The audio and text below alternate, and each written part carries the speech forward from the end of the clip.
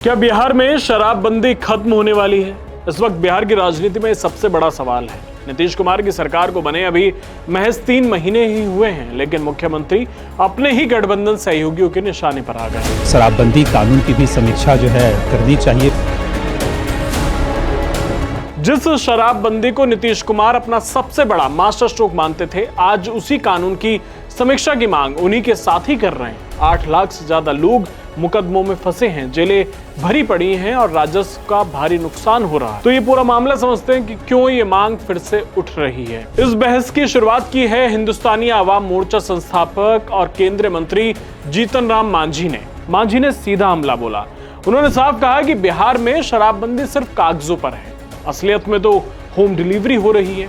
मांझी ने कहा कि इस कानून की वजह से सबसे ज्यादा परेशानी गरीब और वंचित वर्ग के लोगों को हो रही है। पुलिस उन्हें पकड़कर जेल में डाल देती है, जबकि बड़े माफिया खुलेआम घूम रहे हैं। जीतन राम मांझी ने खुलेआम कहा कि मुख्यमंत्री को इस पर फिर से विचार करना चाहिए, क्योंकि बिहार का पैसा दूसरे राज्यों में जा रहा है और यहाँ सिर्फ भ्रष्टाचार बढ़ रहा है। तो भाई मांग किए हैं तो ये बात तो बहुत पहले से हम कह रहे हैं कि शराब नीति कोई गलत नहीं है, शराबबंदी होनी ही चाहिए, लेकिन क्रियान्वयन में गड़बड़ी हो रही है।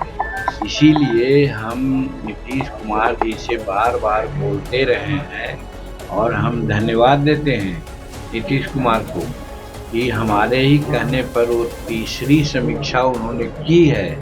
और तीसरी समीक्षा में प्रावधान है कि जो मामूली रूप में पी करके जाता रहा हो उसको पकड़ना नहीं है। यहाँ तक के कि अगर पावभर आसेर ले करके घर पर जा रहा हो कोई मकसद से बोतल में, तो उसको पकड़ना नहीं है, तीसरी समीक्षा में है। लेकिन हमारे जो यहाँ इम्प्लीमेंटिंग अथॉरिटी हैं वो उसी को पकड़ते हैं जो पी करके जाते रहा हो घर पर, जो पावर ले जाते रहा हो उसको। और ये लोग जो बड़े बड़े 1000 लीटर 2000 लीटर लाख लीटर के तस्करी करते हैं उसको पैसा लेके छोड़ रहे हैं।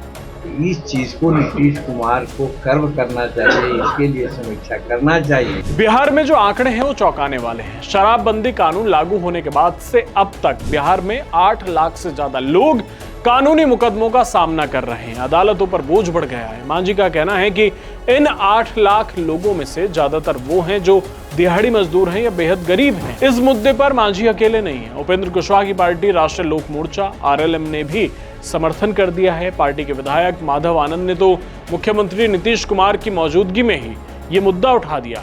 माधव आनंद ने कहा कि कानून पारित करना एक बात थी, लेकिन धरातल पर उसकी विफलता एक कड़वा सच है। उन्होंने विस्तृत समीक्षा की मांग की, लेकिन क्या नीतीश कुमार इतनी आसानी से मान जाएंगे?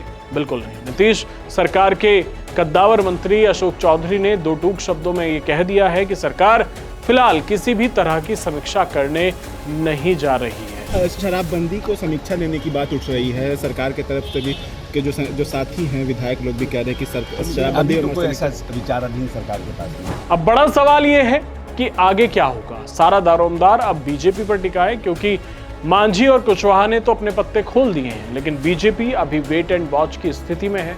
अगर बीजेपी ने भी नीतीश पर दबाव बनाया तो यकीन मानिए बिहार से शराबबंदी का बैन हटना लगभग तय हो जाएगा। क्या आपको लगता है कि बिहार में शराबबंदी खत्म होनी चाहिए? क्या वाकई ये होम डिलीवरी जो है उसने इस कानून को फेल कर दिया है? क्या ब्लैकमेल बढ़ा है? इन सारी चीज़ों पर आपकी क्या राय है? कमेंट बॉक्स में ज़रूर बताएं। धन्यवाद।